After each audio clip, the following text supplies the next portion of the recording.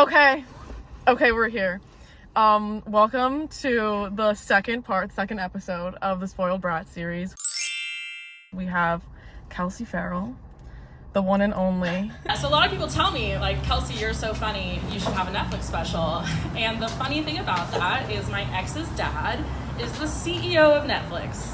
Fuck the bourgeoisie. So I sucked almost the right for it. Who is also basically like I don't know, like what would you qualify yourself as, like, in terms of the internet and like rock star comedian? Yes. Yeah, I'm a fellow like TikTok musician, I guess you could call it. I guess that's like the label assigned to us. Unfortunately, you know how it is. But yeah, I think we're both independent musicians who have established somewhat moderately significant presence on TikTok primarily, as well as some other platforms. But probably people would know us best from TikTok. Yeah. So we're here to. This is a fun one because we're both basically fans of each other. Yes. So it's so exciting. So we're just gonna go back and forth, like basically what we did in what I did in the last episode. How do you wanna? Yeah. So I have a little list of questions that I wrote out. So first things first, I'm curious. And okay, some of my questions, like, you've talked about a little bit in other videos, but I kind of want to press a little bit more on some of them. Okay, so like a few of these, like you brought up some of it in your like lyrics explained video, and like maybe like discussed a little bit in the first episode, but I kind of had almost like follow-up or like type questions. Sick. Anyways, I'm ready. My first question is, do you remember like the first song you ever wrote?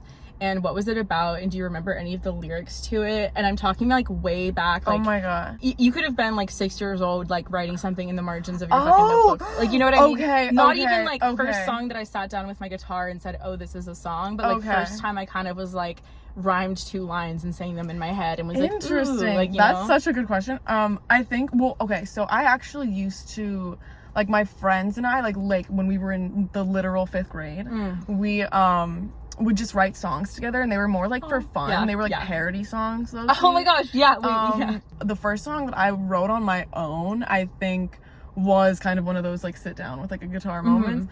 But I think it was called Knock on Your Door, or Knock on My Door, on My Door. And it was basically me just being like, I wish you would not knock on my door, about some like fictional boy that like did not exist, because nothing was happening. But and I was like in 6th grade, I think. I haven't thought about that in so long, but I think it was literally called Knock on My Door. I don't even think I have any type of like, I don't have like a trace of it anymore, but I remember like all I remember is that there was like one line, like I made a joke about fucking like the typical like we're in chemistry class together, as if I had taken a chemistry class in 6th grade. But I was really proud of it at the time. And it was like when I had first started taking guitar lessons and stuff like that. And so that was just the product of guitar lessons, basically. For sure. Yeah, I think my first song that was like sit down with a guitar song was 5th grade. Also, like right when I was like getting into guitar lessons, I'd finally like gotten like G, C, A down or something like that, like 3 or 4 chords, you know the ones I still use to this day. I wrote a song about like a boy I had a crush on that rode the school bus with me. And it sucks, but it does kind of start out with writing about some boy. It does, but it's kind of true. Hate to admit it, but I had a crush on him, and I wrote this song, and like looking back, it's so fucking weird because like I wrote it about like him, but then like as if there was an imaginary other guy competing with him, which there wasn't. No love. First of all, there wasn't. Also, imagination. He wasn't even like chasing me, so I was like, 2 guys are like coming after me, but like neither one of them. Like one was fake and the other one was like not really even that into me. But I had a huge crush on him when we like rode the school bus together, and it was actually really cute because we used to What was it called? Do you remember? It was called Deep Underneath. Oh my god. There was like this whole thing about like, I honestly feel like the concept might be something I could like actually like revamp and go back to at some point, because it just like kind of has an iconic story in the sense that like we would sit on the school bus together, and he would give me like one earbud, and he would take me the other earbud, and we would like listen to, he would like play me like The Fray and like Nickelback on his Nano, like first generation iPod Nano. And those were so important. I think I was talking about that the other day, like that the iPod Nano, that was revolutionary. Yeah, it really I had like was. early Selena Gomez on the scene. There's that plane going by. Oh, yes. I hope that's not too loud. Honestly, the last one that I know. made, the audio was like insane. Like the quality of it was insane. Like it was so bad, and that's up there. So it doesn't, you know, The bar's low. I love it. Yeah, we're working with what we've got, and that's what's important. Okay. Right. So I feel like a lot of my stuff, I do have stuff about like music, but I honestly have just like so much respect for you as like a comedian and doing stand-up and everything. Like that is like my favorite like Thank thing. you. So my first question, when did you start doing stand-up? What made you want to do it? It's kind of 3 questions in one. Yes. And Go for it. are there any particular comedians that inspire you and that like made you want to start? Yes. So, okay. This is what happened. It was freshman year at Berkeley. I was second semester, like towards the end of spring, and I made a like Finsta / meme page that year, and it was like the era of that. It was like 2017. That's when like everyone was making their like meme pages, right? I made a couple memes, and like my friends like thought they were funny, and I was like, oh my god, like, am I funny? Like, oh my god, like, wait, that's so weird because I was literally like, have a question that's like, when did you am I realize you were funny? Like, honestly, like it was a pretty significant personality shift for me to like become a funny person, because if you knew me in high school, dear god, I was like not funny. Like I took everything so seriously, like hyper seriously, to the point of like being annoying. Like I was just like I was too like uptight, too academic. Yes. To, no, like, me have, too. To have no, a sense of yes, humor. yes, Like, yes. it just was not there. Mm-hmm. Like I truly didn't have a sense of humor at that time in my life. But freshman year, I had such a shitty year, and I think like a lot of people can relate to the experience of just like everything goes wrong in your life all at once, and then you're just kind of like, fuck it, life is absurd, and then you're just kind of like, so true. LOL, like, like this is how it is. Yeah. So I basically like made some memes that my friends enjoyed, and then simultaneously Berkeley had one of like the first collegiate meme pages, which like it's dead now, but at the time in 2017, UC Berkeley Memes for Edgy Teens was like the biggest collegiate meme page. It was like it was the biggest group, it was the first one. All the other colleges like made their own meme pages. Yeah, this was like 2017. I was like, that was the year. And so I posted a meme on UC Berkeley Memes for Edgy Teens, because I was just like, okay, well, it's like kind of funny, kind of related to like fucking, I don't know, academics a little bit. And I posted the meme, and it like did well, as they would say. Like it got, you know, a couple thousand likes and like comments and shares and things like that. And I was just like, that feels really nice that people laughed at something I made. It was it was just such a great feeling. And like once I had that feeling of like how good it feels to like make people laugh and like have some comment and just be like ha ha ha all caps and like tag their friends and stuff, I just was like, what like a nice beautiful like pure capsule of joy, you know what I mean? And like there's not a lot of things that are like 100% just like good, and that felt fair. Like one of those few things where it's like people just see this and they just laugh, and it's just joyful for them to have that, and it just felt so nice. So then after that, I like got in my head and I was like, dude, I could say this out loud. Like I was like, I don't even have to make it a meme, I could say it out loud. So then I like wrote my first like stand-up set, which I never actually ended up performing most of it, but there was like one joke in there that I did end up using later, which was like, oh god, it was like, sex with Republicans must be pretty terrible, right? I feel like that would go something like, hey, make me come, and then they would be like, sorry, I just really don't believe in giving handouts. That was like my first joke that I had like written like as a stand-up joke, expecting like I would say it into a microphone. So then like over the next few years, like I was interested in it. I was like watching some of it like online. There was in particular like the Comedy Central YouTube channel had a series called This Is Not Happening that I really liked. It was just like a mini series essentially released on YouTube of comics, and got like really inspired by that. And so finally, like my junior year, I went to study abroad in England, in Brighton, England, at the University of Sussex. And when we got there, I had already been kind of thinking about it. I was like, I should try stand-up when I'm in England. And my thought process was like, if it goes badly, I'll just leave the country. That's consequences. Genius. Like if I do horrible, I'll just fucking dip and go back to the United States at the end of it, and no one will even fucking remember me. So we got there, and like just by circumstance, the UC like education abroad program they had like a satellite office there, and when all the UC kids arrived for that semester abroad, they took us out one night, like just a night out on London, and just by circumstance they took us to a comedy show. And that's so interesting. yeah, Things, it was like, at really the, do line up yeah, like that. it was at the 99 Club in London. They took us to this show. It was 4 comics, and they were all dudes, and 2 of them were really, really good. Joe Bohr and Ivo Graham, and then the other 2 I just was like not impressed by, like, at all. Like, no offense, I'm not gonna say their names, not gonna roast, but like I watched it and I was like, 2 of them are so fucking good, and the other 2 just like I didn't really get that much. But I was just like, well, I could do that. Yeah. I was like, I could fucking, yeah. I was like, if that guy Yeah. just got up here in this the room this big filled with this many people, like 100% I can do that. Like, I can do that. So after the show, I actually went and talked to Joe Bohr, the comedian, and I was like, yeah, I'm kind of interested in trying stand-up. And he was so nice and so encouraging and was just like, absolutely, you should go for it. Like, I was like, okay, well, I'm in Brighton, like, what are some clubs there? He gave me some recommendations and things. And like that night, it was like the first week I was like in England, I was just like, I will not get on the plane home until I've done this. Like, I have to like get on stage. So got to the campus, joined like the on-campus like comedy like group that they had like as a club on campus or whatever. Befriended my friend Heather, who I'm friends with to this day, and she was like in charge of the comedy like society. That's what they call them there. Like, instead of like, you know, tennis club or something, they'd call it like tennis society. Like, everything's a society. It's so funny. Comedy Society was the name of the group I was a part of. Sorry. And started like going to that, doing some like improv and stuff there with that group, even though like I never really was super into improv, but everybody was really nice. And then eventually Heather got me my first gig, and it was 7 minutes, and it was like a gig. Like, it wasn't even like an open mic without my first time doing it. It was actually like a gig that was like people bought tickets for. It was like a charity event.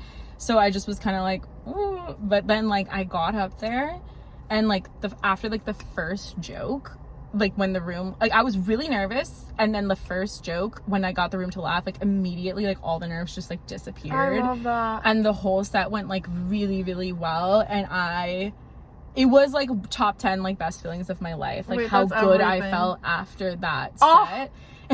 No, you're meant. You're like literally meant to do it. I'm like so excited to see what you do with it. Like, I'm actually so fucking pumped. I actually like went home, and instead of studying, I had like a final that I was going to take for my environmental development class or whatever. And instead of like studying for that final, I literally was like, doesn't matter, I'm gonna be a comedian. Fucking doesn't matter. No, for real. I'm not studying for that final. I was like, I'm gonna be a comedian. So my next question, this is something that you talked a little bit about, but did you have like a special feeling about Good Person? Like, did you have like sort of like a sixth sense, like this is gonna be the one that blows up? And I'm curious, like, if you can just like sort of like, I know that you've like talked about like the moment of like posting it and like putting your phone down and being like, I'm just gonna like let that sit there and marinate for a second. But like, I'm just curious if like, what like led you to be like, today I'm posting it, and like was there sort of just like, today's the day to post this, and today's the day, like I don't know, like what was the feeling? I had been posting on TikTok for a hot second, not like a hot second, like I think it was a few months, and I wasn't really getting much traction. Like I would get like a few likes from like random people, and like random people would say, what was nice is that random people would say like really specific nice things, and then there would be people who like, oh, like how isn't this viral, like that type of thing or whatever. And that was happening for a few months, and then I wrote Good Person, and I had a feeling, I had a feeling about it in terms of like how the outside world would receive it, but I wrote it and I was like, this is just like different, and like I really like this song. And it was like kind of funny because I was in, I forget if it was like a class or like a club or something, but it was like some type of songwriting thing, and I even showed it, and it didn't really like make waves. Like people were just kind of like it was just kind of like, oh, like, you know, a song was shared and like whatever, and people, like, and it was just so weird though, because I was like, oh no, like there's like, I just know that there's something like different about this song or whatever, because I had never kind of like structured, like I had never written something so fast paced like that, where it's like rhyme. Like I feel like I obviously was doing rhyming stuff and like lyrics and shit like that, but it was less I mean, like the lyrics are just so like cleanly like one to the next. Like it's so like, I don't know, I think that I know what you mean. Like, it captured so well just like the transitions between each line, the satisfaction of each like rhyme that comes in that song is like, it's noticeable. Like, and not every song out there like reaches that level. So like I can definitely see why when people are scrolling, like, it stood out, you know? Thank you. I just remember like having that feeling about it, like, as like the writer, and being like, oh, like, this is just nothing, like, I haven't written anything like this before. I also had that feeling though about I Know You Want to Run Away to Hollywood, Jenny, which I had written earlier, actually. Because it was just like, oh, like, I've just never, I think that before all those songs, I was just still, I hadn't found like my voice yet. I was getting good at like lyrics and just writing, but I hadn't found like what I want to write, really. I was still kind of just going off of, like, I was taking stuff that I was inspired by and putting my own twist on it, which I still do. But I feel like with Good Person and I Know You Want to Run Away to Hollywood, Jenny, like, those, I wrote those around, like, those, both of those songs, I had that feeling of like, oh, this is like separate from what I have done before. And so I definitely did have that feeling when it came to like posting. I was kind of just posting a bunch of stuff, like I was posting whatever, so that was just another thing that I was gonna post. I was excited about it. That's why I had the whole moment of I put my phone down, because I wasn't doing that before, where it was like I would post something and like the next hour, like less than that, I would be like checking or whatever. Exactly. And so I was like, we're not doing that, because I just want to be able to like put myself in a reality that like it somehow did amazing, like, because it's like once you check, it's like you kind of like, it's like the fantasy is dead. It's like if it didn't go viral, it didn't go viral. And it's like, okay, but if you don't check it, then you're like, oh, we don't know, like, what if it's doing amazing right now, like, we have no idea. And so that was like the first time that I had really done like that type of thing. But I definitely knew that song was special, just because I just hadn't done anything like it before. For sure. But cool. Okay. Do you feel more connected to your music or your comedy, or do you feel like they intertwine too much to say? It kind of like oscillates, like it goes like back and forth a little bit. First things first, I definitely think there's a connection between them, because I feel like my songs definitely have like some very like satirical lines. I think one of my friends one time, my friend Eric, who is my friend from college, who I was in songwriting club with him, he said something like one time, like around sophomore year, he was like, I feel like all of your songs have like a zinger in them. Like, no matter what the song, no matter how serious the song is, there's gonna be one moment where there's like the zinger, like just like where you say something funny. And I thought that I was like, oh, like, that's so nice and cool, thanks. But then after that, I consciously thought about it. I just was like, he's right, and now I have to consciously make sure that's in like every song.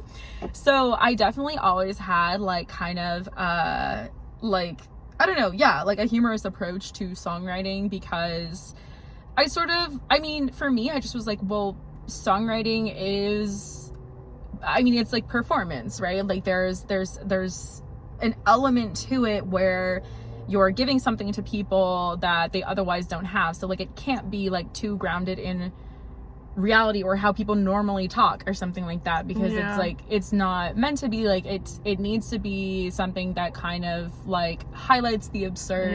I feel like finding the middle ground is like the best thing, where it's like half stream of consciousness but like half like performance. And sometimes the contrast is actually what makes both of those things stand out more, and therefore it's like a more effective song, because you kind of are playing off two different things, so it doesn't feel like too saturated with one thing or the other. But so I kind of like always had like these kind of funny like lines like in my music.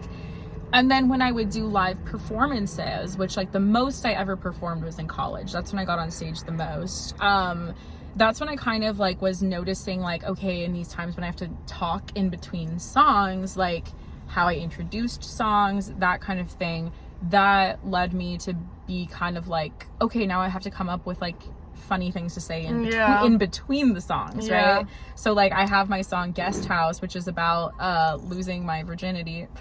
Sorry, I think I basically as I was like talking in between songs, songs I came up with like jokes to say. So for example, my song Guest House is about like losing my virginity. So I would like, how I came up with like introducing it was like, oh, like, so this like next song is about this like the time I lost my virginity. If you're ever looking for a songwriting prompt, like that's a great thing to write about. If you write that song, it's sure to be a banger. And like it was so ridiculous and like dumb. No, yeah, it was that's like important. silly, but it was just like kind of like, oh, I'm coming up with like things to say in between my songs. And that also like so strongly like developed the confidence in which to like get up there without the instrument and just do jokes. And sometimes I have like a joke, something I write as a joke for stand-up, and then I'm just like, that could be a lyric too, and I like rephrase it to a certain extent. That's really cool. And have it be a lyric. So they definitely feed off of each other. Like getting better at comedy made me better at songwriting, getting better at songwriting made me better at comedy. Like it's like a positive feedback loop between them. But I think it definitely like ebbs and flows in terms of like which one feels like it's at like the forefront of my mind. So I'm curious about like your writing process. Like for me, like I kind of do the typical like carry around my phone, get an idea, write it in my notes app, and then like later feel like I'm in a songwriting mood, and then like pull out my notes app and like choose something from there and like write a song from it. But I'm curious just like, if I know not everyone does that, I know some people do. I'm curious just like, what is like your typical, like how does like a song get written for you? And like, do you feel like the lyrics are something that you super consciously think about, or do they feel almost like they just like fall into your head? Because I always have told people, for me, it feels like the lyrics just like appear in my head. No, I get that. I definitely do have the phone moment where I have like a running like list or whatever, or if I'll create a new one of just stuff that I'm like, oh, if you want to write a song and you don't have any ideas, like here's this list or whatever. And that's super helpful because sometimes like really cool shit can happen like that. Oh, of course, yeah. But in general, I usually I feel like what happens is I'll be feeling something, or there'll be like something happening in my life or whatever, or like in my just like mental headspace that I'll be wanting to like articulate in some type of way, but maybe like not know how to, just through speaking.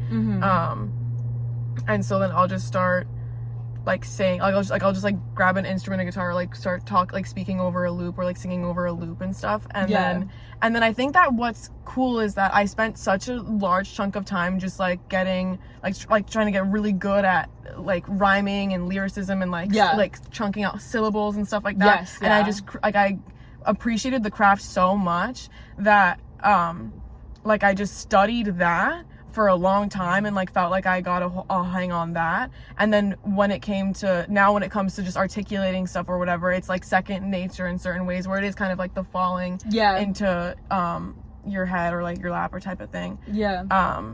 Because I feel like I do just let myself do stream of consciousness, and because I've just practiced rhyming and lyricism so much that my stream of consciousness knows how to like mold to the song and everything like that.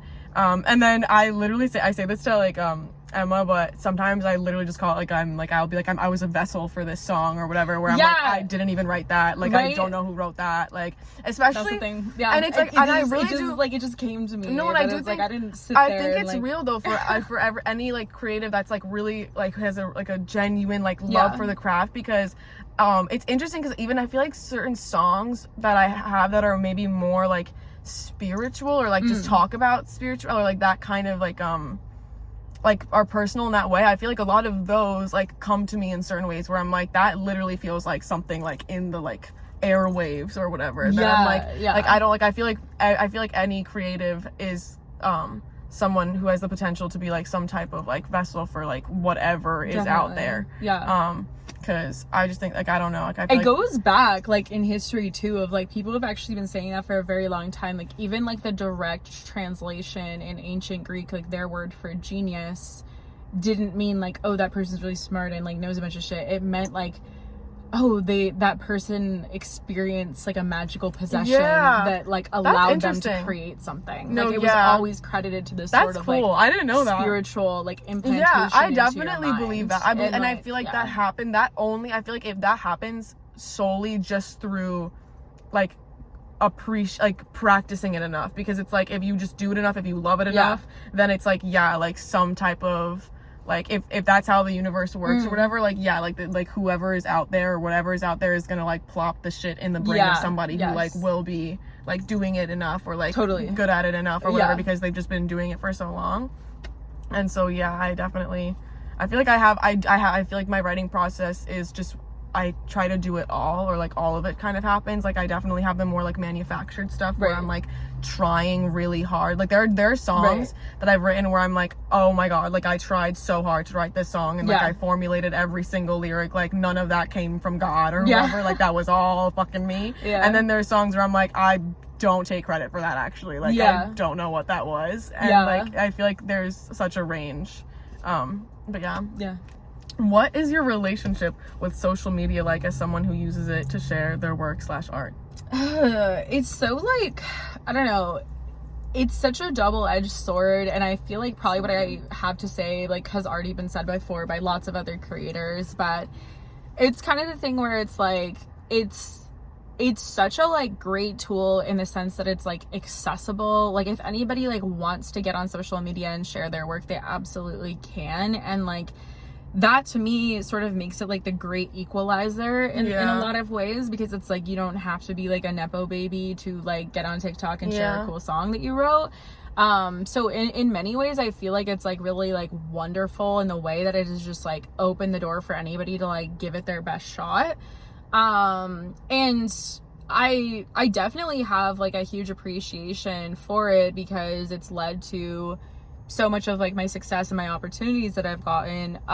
So it's kind of like, okay, like of course it's a good thing, like, right? And I've gotten built a following and people who like to listen to my music and my comedy like because of it. So it's like, of course I'm thankful, but it definitely is like one of those things where kind of like dream about being successful enough to like not have to do it anymore. But I also know that like that moment of like, oh, I've gotten so much out of the platform, I no longer need it, can be like really off-putting to people's fan bases. That's true. Like I feel like there's been and literally like from like personal experience where like I will follow people and enjoy their content, and like when they like leave the internet or whatever, which like there's always, you know, creators over the years, it's just like they leave the internet, I've always felt so kind of like a little like miffed about it, like not even like conscious, not even like consciously, but just like a little like, oh, what, you think you're too good for YouTube now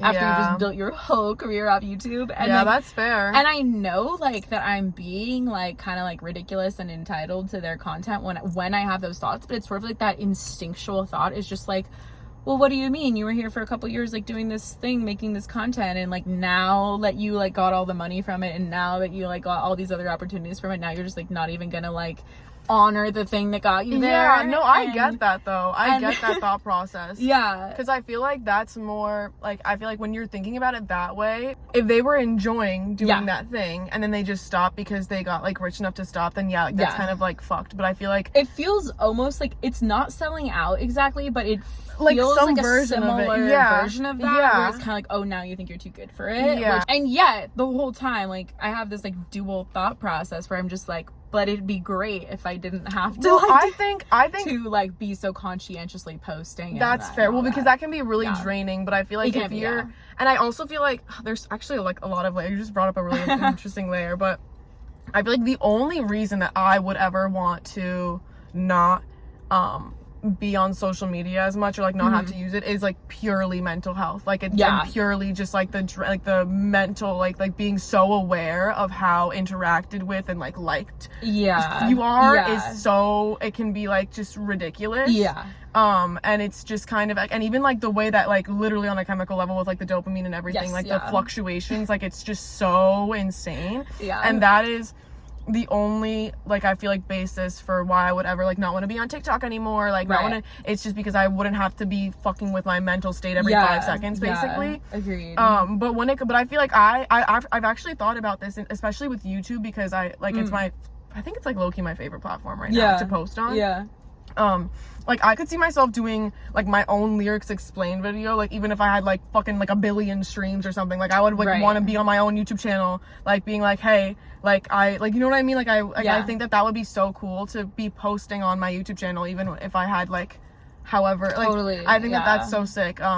Because I don't think it affects I think that making YouTube videos is actually fun for me and I enjoy it, and it doesn't make my mental health like go in the fucking shitter. Yeah. And so like I actually like that's something that I can appreciate, but I'm like, yeah, like I can I wouldn't want to be on TikTok probably, because that's like an insane app to be posting on sometimes. Like the thing that is tragic about it for me is like the way that like numbers have almost lost their value to a certain extent, because it's like, if you told me 5 years ago you'll have like a song with like this many streams on it or something, I would be like, oh my god, yeah, we did it. I think about that too. 5 years ago, having 1 million streams on a song like means something a little different than it means like today. And so 5 years ago, if you told me like, oh, you'll have this many streams, I'd be like, oh my god. And like, I am very like, oh my god, like it's great, it's cool, and I'm so grateful. But at the same time, like I have this other like level of consciousness where I'm just like aware that I'm like, well, if this had happened in 2016, it'd be a different story. Like, interesting. and like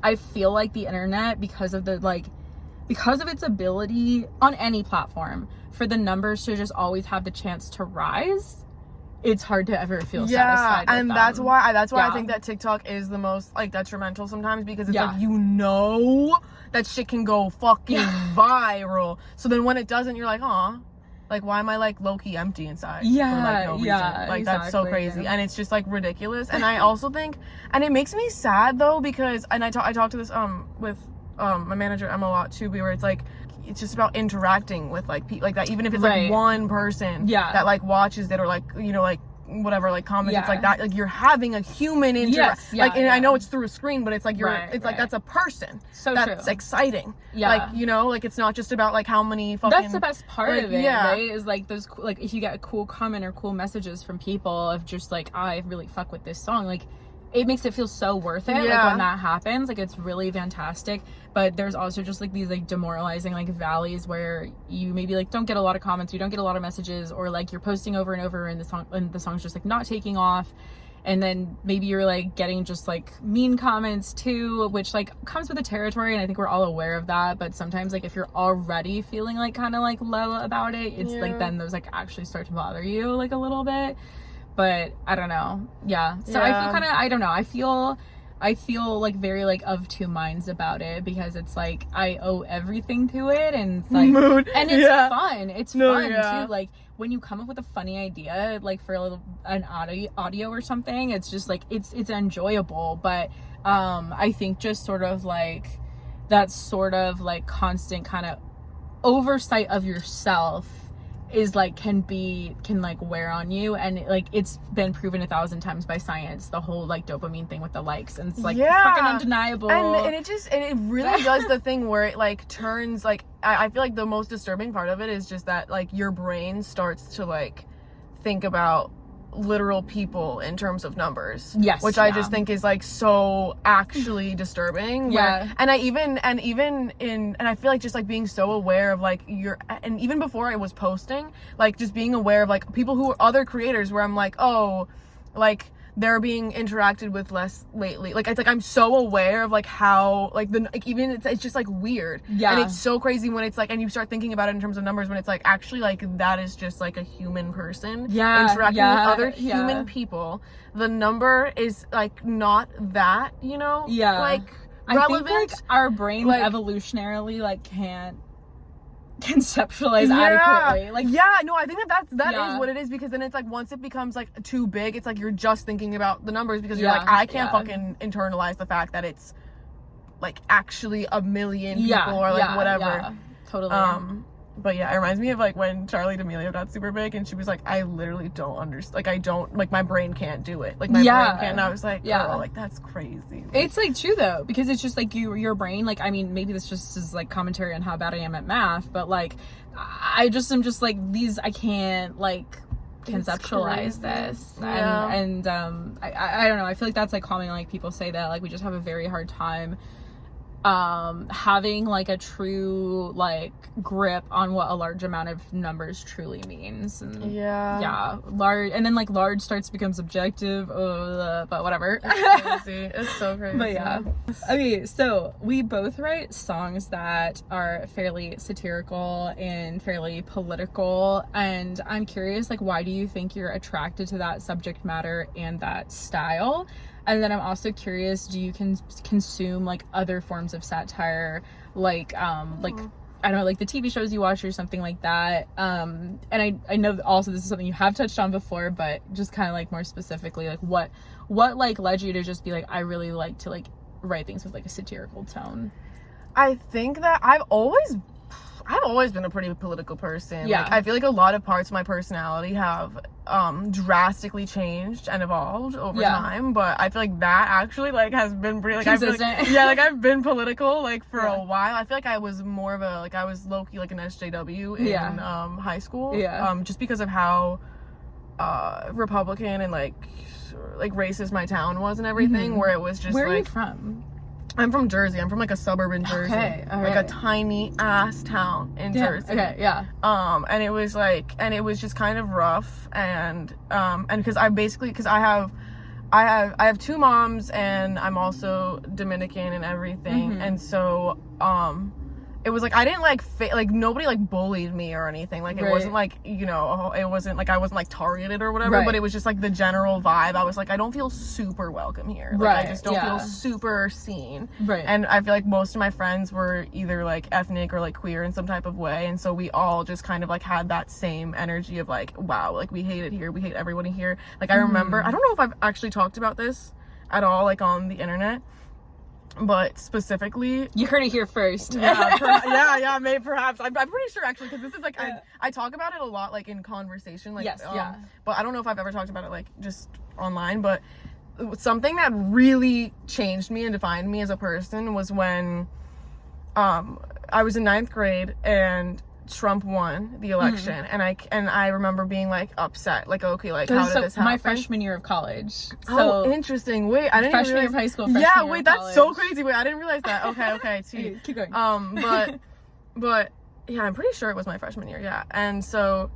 But so I remember that morning I was like low-key, like I was like pretty upset, like I was like not like I don't know if that sounds like stupid to be like that impacted by it, but I was like, I think that was well, maybe not universal depending on where you live, I guess, but like common, because on campus the next day, like going to class, I had to fucking take a statistics test at 8 a.m. the next day.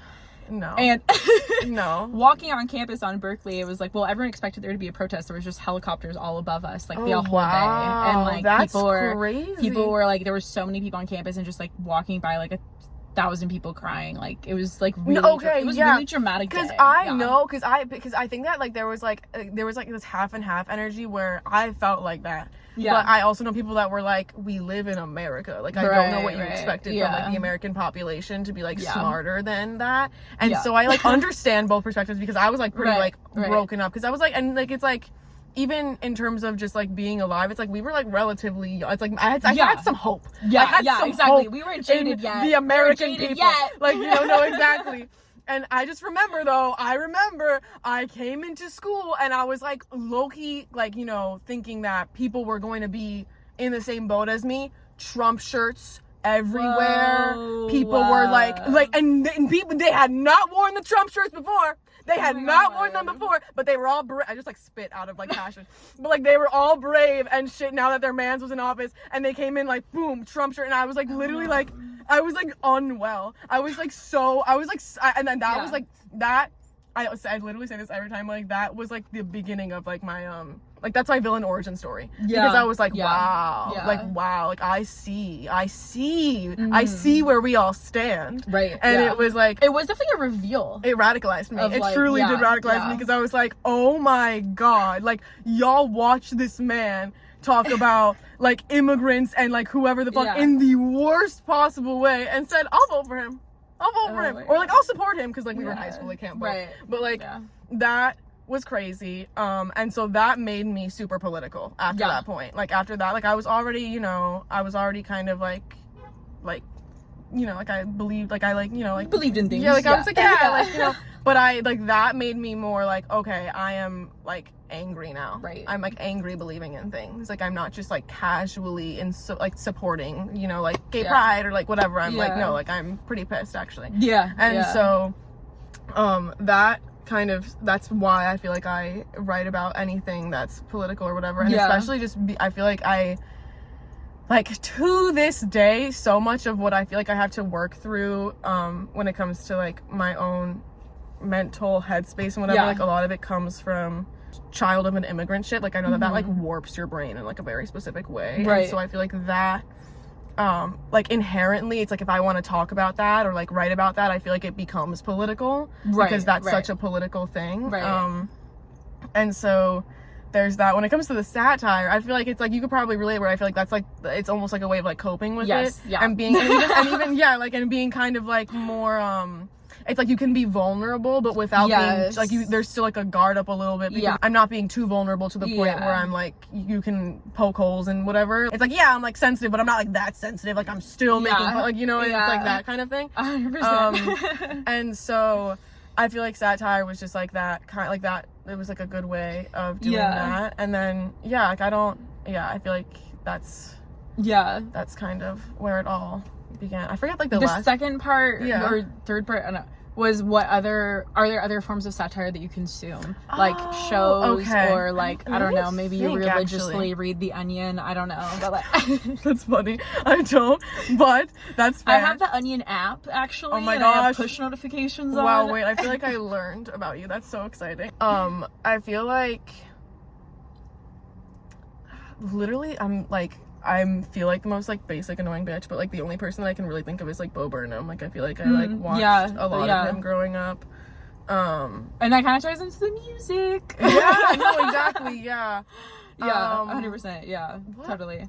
And I think BoJack counts as I was actually gonna say that. I feel like I do like anything where it's like you can tell someone's clearly, you know, my favorite thing is when you can tell someone's like been through some shit. Yeah. But the way that they're talking about it, it's like they still have like a decent head on their shoulders and whatever. Where it's like I can appreciate like genuine vulnerability too. Like I can completely appreciate that as well. Like I can give you like the most depressing ass song. There's no snarky punchline. It's just sadness. Like I can like that's like I can appreciate we're all that capable too. Of that. Yeah, but we're all capable of writing a sad song. Yeah, no, for real. You can approach the same topic and almost and it can still hit as hard, but approaching it with like a satirical lens sometimes feels like a little more I guess it's kind of like what you said, having a guard up, but I don't mean that to mean that it's like less authentic, because I think it still is like completely authentic, but it's just sort of like when you're overly sincere, I think people are so much more likely to poke holes in it. Yeah. Because or come after it in some way, because they're just like, oh, well then I know that this is like gonna really hurt you if I like say it. But if you kind of come into it just being kind of like whatever, I'm like I can laugh at it, like when you kind of come into it with an attitude that sort of like indicates like a level of, I guess, confidence, but kind of something else. I don't know. I'm trying to think of the word, but I the only thing I can think of is like hardened, where it's like almost like like it's kind of like don't fuck with me a little bit. I've already I've already thought about all the things you're gonna say to me, and therefore you don't need to say them. And people have said it to me, so you don't like so it's really fine. It's sort of like helps you come across as someone who's like not naive. That's good. Therefore, the audience response is like no one's gonna come after you for like, oh, you're just like a dumb little like sensitive like whatever little girl that doesn't like you're not gonna.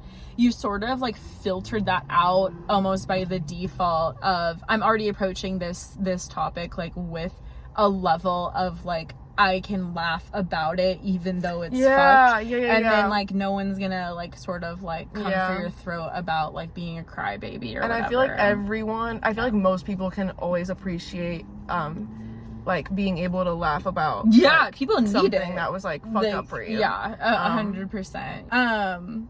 Okay, so I'm curious. This is like a little bit of a funny question because it sounds it's so self-involved when I think about it, even though it's a question for you. I'm excited. It's a question for both of us. It's like, let's both say our favorite song of each other's, and then like kind of like explain like why that one stood out to us. Okay, interesting. Yeah. Okay. So I can start if you want. Okay, go for it. So I feel like the 3 that I listen to the most would be Good Person, American Entitlement, and then 888. Aww. And I feel like 888 is like super underrated. Like I just feel like there's so much about that song that I don't know, I just fuck with it. Like it clicks with me.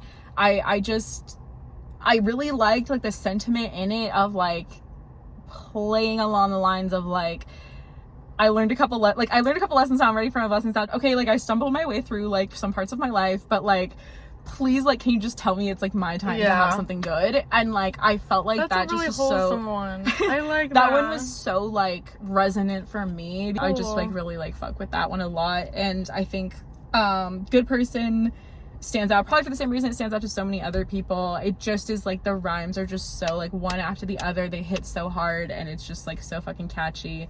And then American Entitlement is just so within like the themes that I like to write about that there was no way it wasn't gonna like be a favorite of mine, basically. Cute. Oh, that is a good question. Okay, well you sent me that whole SoundCloud secret SoundCloud link. So there were a bunch that I really fucked with from that. I like basically sent you my top. Okay, yeah, you did. Yeah, you did. But from what you have out, I really obviously I feel like your most popular one is Fuck the Bourgeoisie, but I also really like Loser because I feel like as someone who like just like writes songs and shit like that, it's like not wanting people to like know like whether shit is about them or not, and like that type of thing. It's like a song for songwriters. It really that's why it's one of my faves, because it's like, and it's just kind of being like, you're not the only loser like I fucked, like you're not the only like fucking person that I could be writing a song about. And so I really love that one.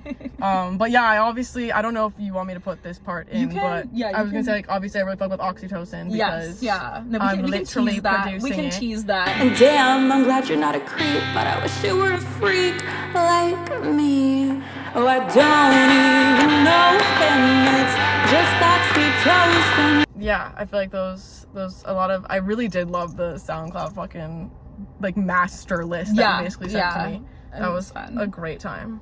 I'm so glad you enjoyed it, because I was honestly like, it's gonna be a slog for her to sit through and listen to this. It was like I felt like my recording quality is so abysmal that like there's just the lyrics and everything else like just don't even come through. But no, I feel like the lyrics carry. I feel like that's the whole thing, right? And I feel like that's how you know, because it's like if you can. It's like if you can listen to something. If like an iPhone recording sounds good, then it's like it's got potential. There was some fucking wit in there. That was my last question. I think you asked your last one too. Yeah. So. But yeah, that was cool. Yeah. Learned so much. You guys, we literally not even chit chat before this. Like turn the camera on down. This is the first conversation we've talked. Wait, I'm so curious also because like, so I don't know if like on your Spotify page or whatever, but when like you go to like Feral on Spotify and you go to like similar artists or whatever that section is called, you know, when you scroll down, like you are the #1 like suggestion for OMG, me. Wait, like, for real? It is you. Like fans. Oh my fans God. Also like you can't really see it, but that's such an fans honor. Also, like it's always it's such been an you honor for a very long time. Wait, that's crazy. So it's like fans also like, so I'm like, someone out there, one of you's like true. Someone is listening to that's both true. Of us. Wait, yeah, somebody's and actually gonna like shit their pants who when it they is. See this happening. It might be me, but wait, this is exciting. Someone out there, and probably more than one person, like is listening to both of us, and this actually will be cool for them. No, like, wait, I'm excited for this. No, this will I don't know who you are. No, yeah. But we're gonna find you. What my brain was thinking about is like when, like once like as like we just like continue doing our shit, like as like we whatever like progress, it's like one day like this video is just gonna be like a relic. And it's gonna be like, oh, like those bitches like met up that one time. Like that's crazy. Like literally, you know, I know. Here we are. I know. Insane. So exciting. But yes, we're wrapping up. Yeah. Thank you. But thanks for watching, being here, getting through all of it, and I for some reason feel really self-conscious now. Like every answer I gave was super verbose, but no, I was thinking that too. I was like, I love to chat. We're gonna have to. Editing is gonna be fun. It's gonna be interesting. It's gonna be there. We're gonna see what happens. But yeah. Thank you guys for listening.